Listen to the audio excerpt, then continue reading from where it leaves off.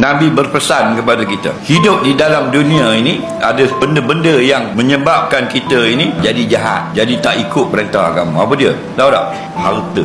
Tu kena jaga molek. Kerana ramai dah pejuang-pejuang Islam rebah di tengah jalan kerana harta. Orang mengaji ni kitab penuh rumah, rebah harta. Boleh syarah habis, boleh dobit habis, penuh ni kitab, harta. Rebah itu. Kerana manusia ni dia tak boleh, kalau sebut harta dia jadi jahat, dia jadi tak cukup, dia jadi tamak. Pasal apa? Itu application wajib ada pada manusia.